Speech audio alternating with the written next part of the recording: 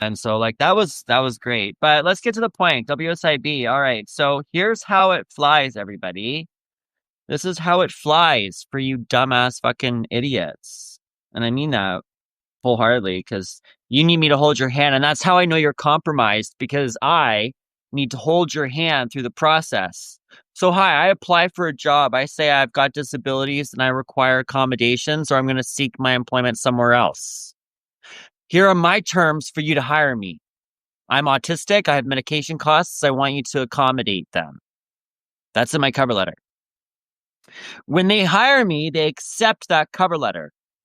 I don't put autism in it for fucking shits and giggles. I put it in there to protect myself. What you're all trying to do, but I beat you to it, right? The timeline's in my favor. So when they accept my contract, I accept their contract. We have a dual agreement.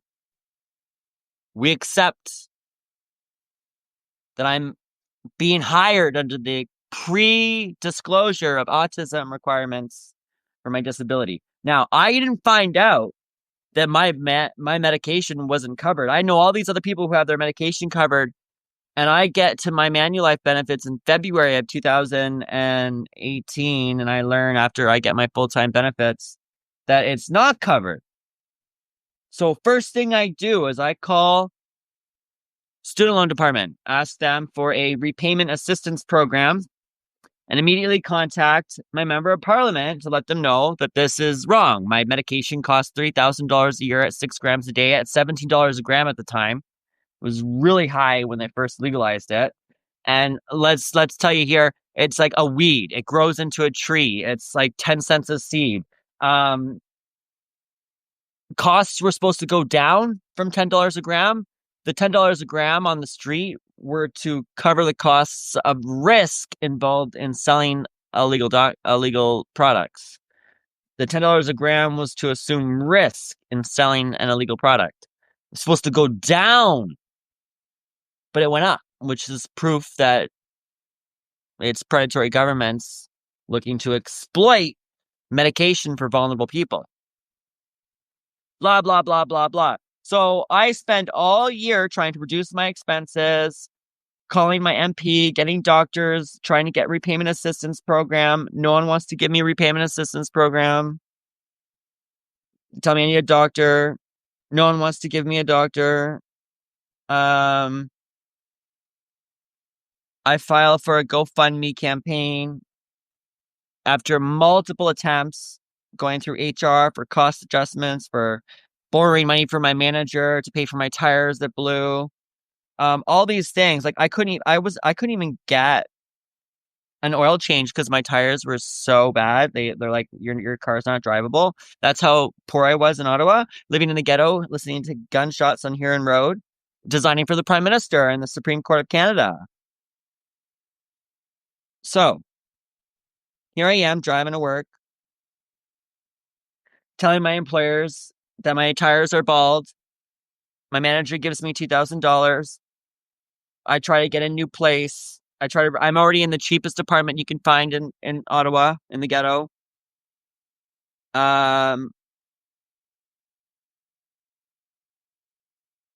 October comes around. I'm selling myself online, trying to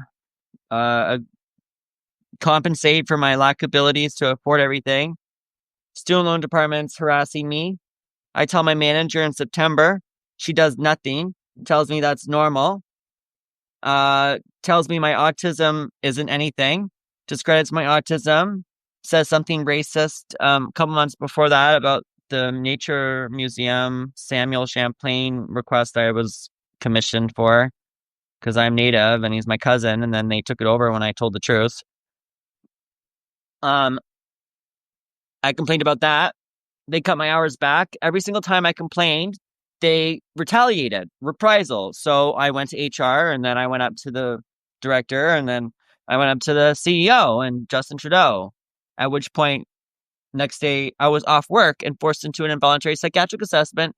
And before that assessment, I talked to the leave manager, the manager of leaves, about all the problems I had at Stantec, and all of them, I'm not working because I'm sick. I'm working because work made me sick. I'm not working because my employers harmed me to the point where I was crying at my desk every day.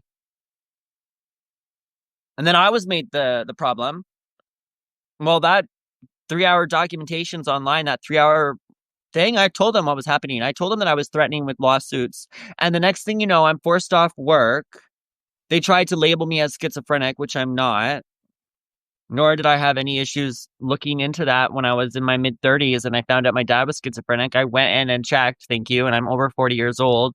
Schizophrenia happens like early late 20s for men. I don't represent those signs.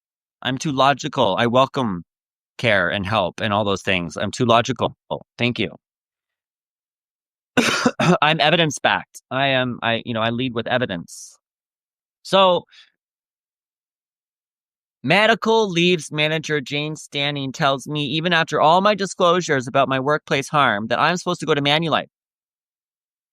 I followed her direction, went to a doctor that I paid for, $450 an hour, Dr. Trepanier, and they declined it after I already paid a year's full of benefits. And then they starved me for a year and a half during the pandemic. I ended up suicidal at the LHSC, trying to kill myself because of neglect of the system and judicial procedural abuse, declining me and favoring predators at Manulife, state capture behavior. And then I ended up in the LHSC emergency ward, and they abused me, turned my phone off as I was recording them, terrorizing me and torturing me, breaking my rib. Next day, I tried to sign a disclosure because I was going to go kill myself. That is coercive. That is nullified. That contract with Manulife is nullified. But let's say it was not nullified. Let's say it wasn't nullified. Let's say I did sign that voluntarily, but didn't know that WSIB had jurisdiction.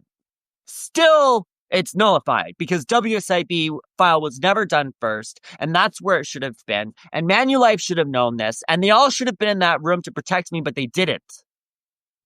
So they've all failed their duty, all of them, including the government, which was involved from the beginning and should know these things, and were part of a direct engineered collapse of my dreams, my life, my future. And I'm not supposed to be angry. I'm supposed to be like, yeah, rape me of my dreams. I'm supposed to sing and dance for you.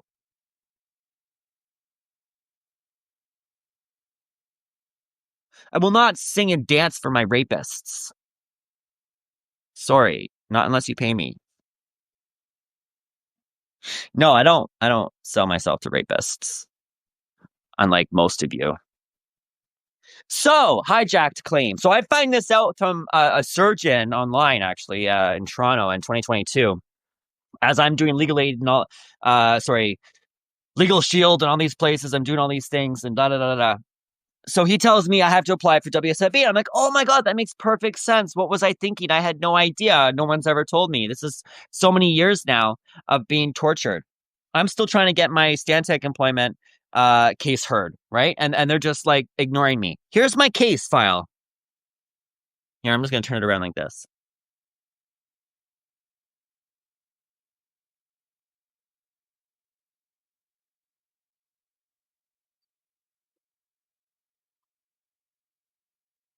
Here's my case file at Stantec. Here's what WSIB sent me.